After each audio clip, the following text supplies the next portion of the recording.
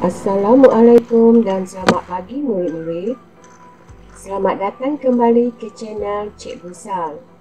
Untuk subjek sains hari ini, Cikgu akan mengajak murid-murid mengimbas kembali tajuk tahun lepas sebagai aktiviti pengukuhan kepada kamu semua. Sebelum Cikgu meneruskan lebih lanjut pengajaran pada pagi ini, Cikgu mulai dengan lafaz Bismillahirrahmanirrahim sebagai salam permulaan pengajaran pada hari ini. Cikgu akan meneruskan dengan sesi kedua, iaitu Sains Bahan, Bumi dan Angkasa, Teknologi dan Kehidupan Lestari, di bawah tajuk Sifat Kimia Bahan, Fasa-fasa Bulan dan Kestabilan.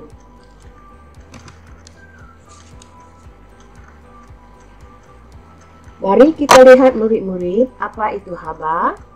Kepanasan boleh disukat menggunakan termometer. Suhu ialah ukuran darjah kepanasan sesuatu bahan. Unit piawai bagi suhu ialah darjah Celsius. Cuba murid-murid perhatikan dua gambar rajah di bawah,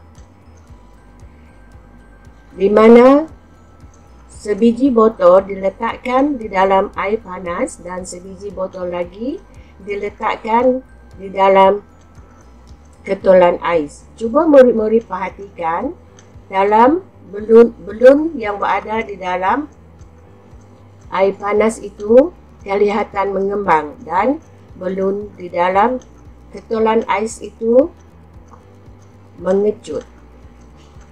Cuba perhatikan lagi sekali murid-murid, mengapa belun di dalam air panas itu mengembang dan mengapa belun di dalam ketulan ais itu mengecut.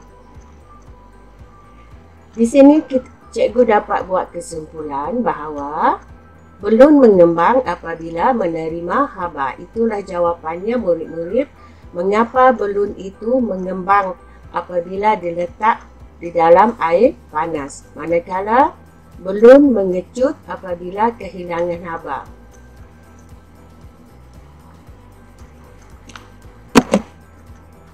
Seterusnya murid-murid, lihat apa yang dimaksudkan dengan sifat kimia bahan. Sifat kimia bahan dapat dikelaskan kepada tiga bahagian, iaitu asid, alkali, neutral. Apa yang dimaksudkan dengan asid di sini ialah apabila kertas litmus biru bertukar menjadi merah. Biasanya murid-murid, asid merupakan makanan yang berasa masam. Contohnya, buah limau, buah nanas, cuka dan sebagainya. Manakala alkali pula ialah makanan yang berasa pahit apabila dirasa dengan lidah dan berasa licin apabila kita sentuh dengan jari kita, dan kertas litmusnya pula akan bertukar menjadi kertas litmus merahnya pula akan bertukar menjadi biru. Seterusnya ialah sifat kimia yang ketiga, iaitu neutral. Sifat neutral adalah tawar. Contohnya, ada yang berasa masin, manis dan tidak ada rasa. Contohnya air minuman.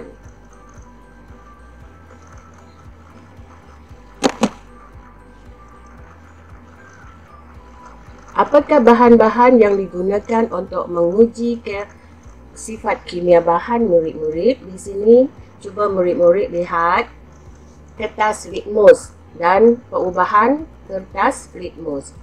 Kertas litmus terdapat dua jenis, iaitu kertas litmus merah dan kertas litmus biru. Perubahan kertas litmus, mengapa kertas litmus itu berubah warna? Kertas litmus akan berubah warna apabila bahan yang diuji itu bersifat asid dan juga alkali ataupun neutral. Kertas litmus biru akan menjadi merah apabila bahan itu bersifat asid. Cuba murid-murid lihat perubahan kertas litmus itu daripada biru menjadi merah. Manakala apabila bahan itu bersifat alkali, kertas litmus merah akan bertukar menjadi biru. Berbeza dengan sifat kimia bahan neutral. Bahan neutral tidak akan menukarkan warna kertas litmus, sama ada kertas litmus itu merah ataupun kertas litmus itu biru. Kedua-dua kertas itu tidak akan berubah warna sekiranya bahan itu adalah neutral. Sekarang murid-murid, kita lihat apa yang dimaksudkan dengan fasa-fasa bulan. Fasa-fasa bulan ialah perubahan bentuk bulan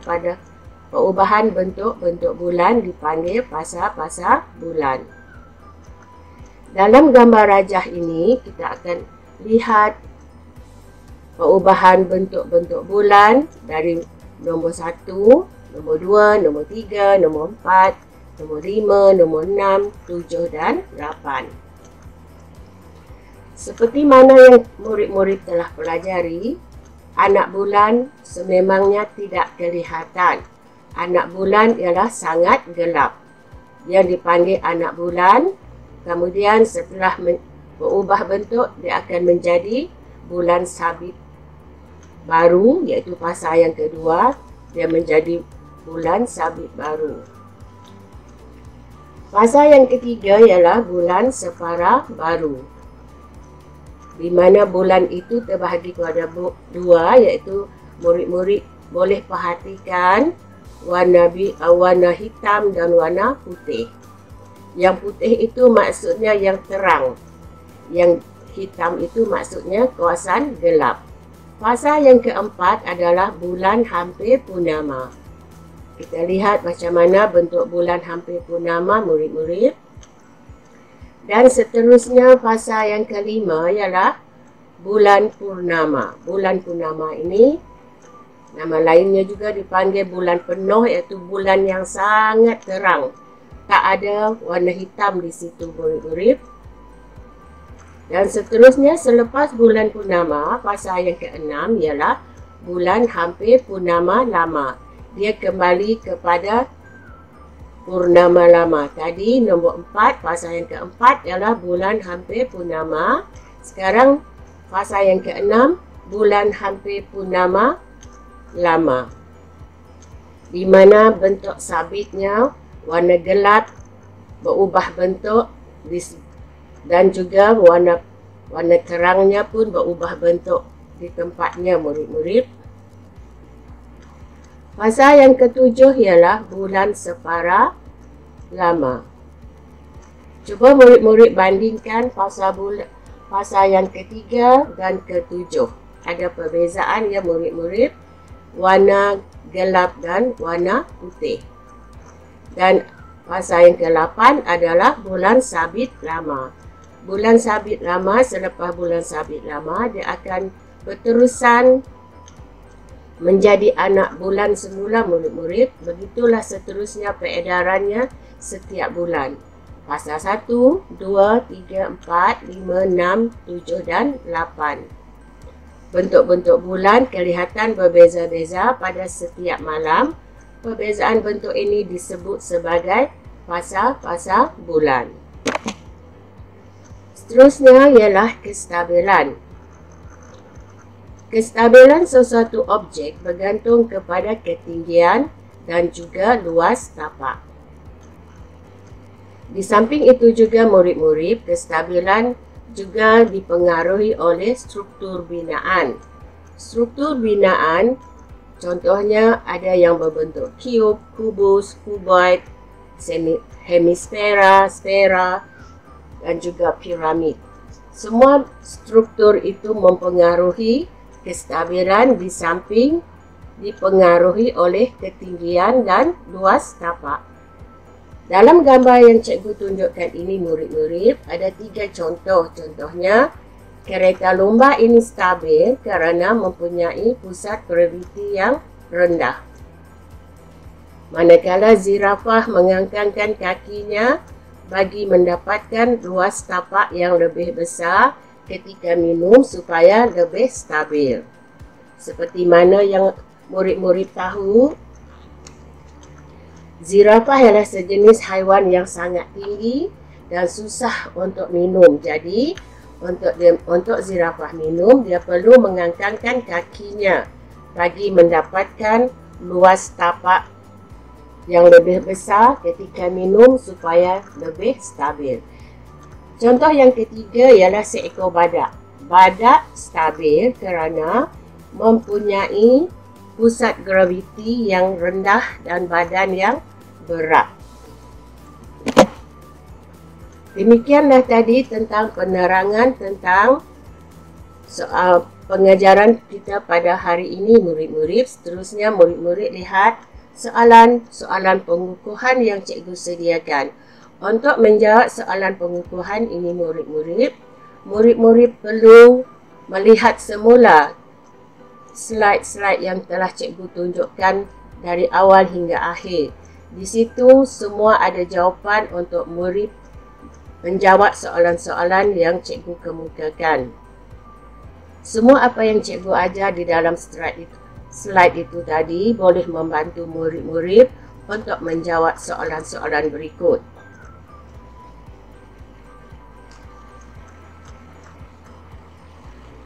Soalan pertama, Ali ingin menguji sifat sesuatu bahan.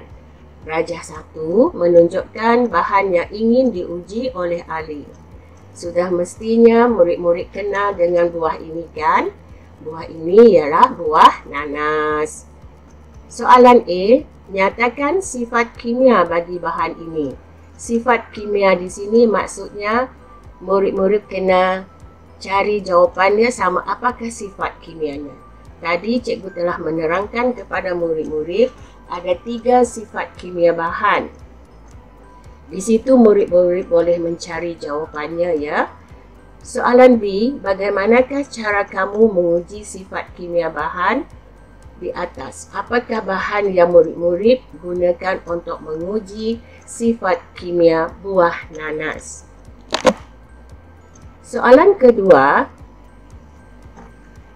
loretkan fasa bulan yang kelihatan di bumi apabila bulan berada di kedudukan 1, 3, 5 dan 7. Di situ cikgu lukis ada matahari dengan gambar fasa-fasa bulan yang ada 8, 1 sampai nombor 8. Murid-murid hendaklah melorek arahan itu menggunakan pensel sahaja. Cikgu ulang lagi sekali, murid-murid gunakan pensel sahaja. Tidak boleh menggunakan pen. Pensel 2B atau pensel warna hitam boleh digunakan untuk melorek. Lorek di tempat gambar rajah itu murid-murid menggunakan pensel, iaitu macam mana bentuk nombor 1, fasa bulan nombor 1, fasa bulan nombor 3, fasa bulan nombor 5 dan fasa bulan nombor 7. Soalan A, kita melihat permukaan bulan yang sama pada setiap malam. Mengapa perkara ini berlaku? Soalan 3, Menara Eiffel merupakan menara tarikan pelancong bagi bandar Paris. Cikgu percaya semua murid-murid kenal dengan menara ini kan? Soalan A, apakah bentuk struktur yang digunakan untuk membina menara Eiffel? Tadi cikgu dah terangkan bahawa struktur juga mempengaruhi kestabilan sesuatu objek. Soalan B, apakah faktor yang mempengaruhi kestabilan menara Eiffel? Soalan yang keempat, rajah 3 di bawah menunjukkan 2 gelas yang melekat antara satu sama lain di dalam bikar air panas. Didapati gelas A senang dipisahkan daripada gelas B. Mengapakah ini terjadi murid-murid? Kita perhatikan gambar rajah. Gambar rajah itu 2 gelas direndam di dalam bika air panas. Nyatakan inference bagi situasi dalam gambar rajah. Maksud di sini, iaitu perkataan inference di sini merujuk kepada mengapa dan bagi sebab mengapa situasi dalam gambar tersebut terjadi.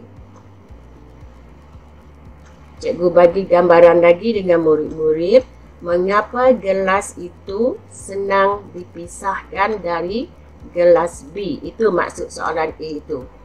Soalan B, nyatakan pemboleh ubah yang dimalarkan dalam penyiasatan ini. Dimalarkan maksudnya di sini apa dalam eksperimen di atas ataupun dalam eksperimen rajah 3, apakah yang tidak berubah, maksudnya yang sama. Dimalarkan maksudnya yang sama. Demikianlah tadi berakhirnya soalan pengukuhan daripada Cikgu Sal pada hari ini. Semoga murid-murid dapat menjawab soalan-soalan dan belajar apa yang cikgu ajar itu dengan baik dan cemerlang. Untuk itu, sehingga berjumpa lagi. Assalamualaikum warahmatullahi wabarakatuh.